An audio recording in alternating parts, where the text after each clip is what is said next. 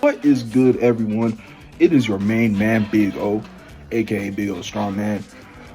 So I wanted to go on TikTok and do a Black History Month series. For the past couple of years, I've been meaning to do so when February would arrive, but things have always come up. It really just slipped my mind, but it's really been a burning desire for me to do so. So without further ado, I'm gonna give y'all a little bit of some Black American and Black African history. So to initiate this series, I will talk about the history of San Domingo on an island called Hispaniola. Can y'all guess what country I'm talking about? Aha, we're talking about Haiti. Yes, sir. So in 1492, a man that we all know as Cristoforo Colombo, or what we call him in English, Christopher Columbus, landed on an island called Hispaniola. But as time went on, the Spanish, the English, and the French will go to war with each other over territory. So it eventually became a French space called San Domingo. This was a massive export during the transatlantic slave trade.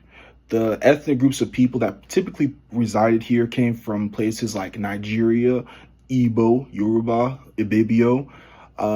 They would also come from Ghana, Akan, Ashanti. They would also come from Senegal, Sanikt people. Many different people from West Africa, just like in the Americas, came to Haiti. This was a big enterprise for sugarcane. And unbeknownst to a lot of people, as people would try to hide, Haiti had probably some of the most harshest conditions. One, you had terrible heat. Number two, sugarcane is very brutal to harvest. So these people's hands and feet and arms and their whole body pretty much would be sliced up, and ants would eat at their infected wounds and flesh and things like that. So the thing about Haiti is that you have this group of people called the what were they called? There was a group. So here's the thing about Haiti: the population of slaves was 500,000. The aristocrats, or the oligarchy, was 50,000. Some of them were freedmen, slaves, freedmen's now, because unfortunately these were sellout people. They owned slaves themselves. Mixed people or mulatto people, and white French aristocrats. So these people were about 50,000. However, eventually the slaves were 500,000. So you'll see how this will play out later on during the revolution. These people were outnumbered 10-1. It was getting very hard to control these people, as you will find out. So again, time goes on. In 1791, you have a man by the name of Dutty Boukman.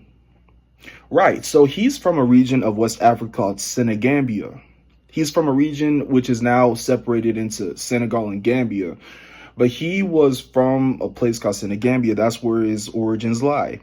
He was a witch doctor. He was a voodoo leader.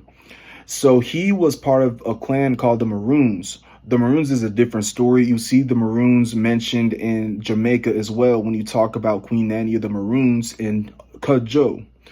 But that's a story for a different time. So he led the first revolt, burning down plantations, invading these people with machetes and things like that. And the French people were not happy about this uprising. Dutty Boukman was raising hell. He was very hard to catch because the Maroons were a free republic. There were many, if you look at the history of Jamaica too, there were many attempts to invade these people who lived in these jungle areas. But these people were so accustomed to the environment, guerrilla warfare was their advantage. People would try to come in and invade. Easily they could camouflage, and these people were so burnt out financially, and just, and they were just so burnt out monetarily and timely that they got tired of trying to capture these people. Okay, you know what, the Maroons, y'all can actually stay up where y'all at. As a matter of fact, the name Maroons comes from the Spanish word cimarrones, which means wild ones. But when English people hear words, they typically shorten it up to make it more suitable for the flow of English. So cimarrones eventually became Maroons. Okay, so I digressed a bit, but I'll hop back on track. So Dutty Boukman went on a rampage with him and his coup. For some months, the French were not happy about this whatsoever, so the French captured Dutty Boukman, severed his head, and presented it to the rest of the slaves to intimidate them and take away their high spirits in obtaining freedom. Another figure you will hear that succeeded Dutty Boukman was a man by the name of Toussaint Louverture. So Toussaint Louverture was a legally freed slave, but he would eventually become one of the greatest military strategists of all time, so formidable that they will call him Black Napoleon. Again, he was so formidable that they even said Napoleon should be called White Toussaint Louverture. You would see him being a bit of a controversial figure uh, because in 1801 he wrote a constitution, officially, like, declaring himself the leader of the island of San Domingo. You would also hear later on that he would still enforce harsh, like, labor laws, which was borderline like slavery. So people were like, okay, like, you talk about freedom, but at what expense? So he was often a controversial figure.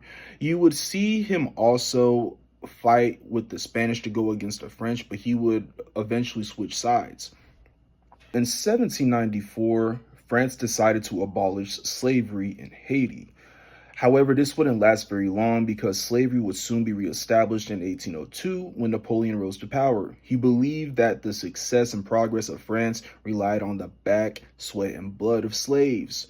So he reestablished slavery in 1802, and this was the nail in the coffin when it came to anger and revolts of the 500,000 slaves against the 50,000. In 1794, France decided to abolish slavery in Haiti.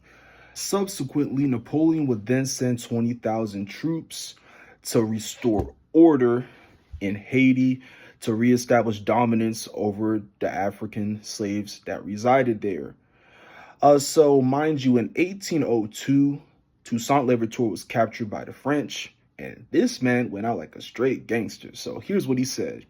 In overthrowing me, you have merely cut down the tree. The trunk itself has deeper roots and will rise again. You have not stopped anything, is basically what he said. He was taken to a place called Jura. It's a secluded mountain in France, and he would eventually succumb to pneumonia and starvation and die in 1803. By this time, Dessalines and Petois, I believe was his name, Jean Petois, y'all could double check for me. Jean Dessalines and Petois, I want to say that's his name. Correct me in the comments if y'all find a different name. They would eventually continue to fight that Toussaint Louverture had died of seeing himself.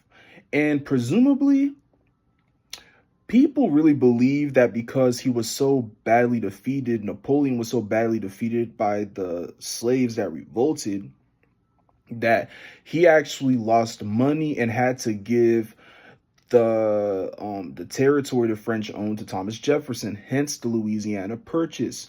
So we can honestly thank the Haitian Revolution for doubling the size of the United States. The French troops would also succumb to illnesses like yellow fever, as their bodies were not immune to Caribbean diseases, and Dessalines had something called a scorched earth strategy. This was to ensure that the French had nowhere to hide and would starve them, depleting them of their resources. Thank you guys so much for tuning in. There is more to come. My next episode will probably be about the history of Jamaica or the Maroons. I'm still thinking about it, but I really appreciate you guys' engagement. There was a lot of comments. There was a lot of talk in the comments of what should be posted. I will definitely consider what you guys are saying. You guys just have to give me time. I'm busy as a college student, also as a boxer. So please, you guys just let me know what y'all want to hear, what y'all want to see. I'll also be willing to go live with y'all to talk about certain social struggles here in America, being a Black American. So yes, guys, I'm all for it. Thank you guys so much for tuning in. There's more to come. Appreciate it.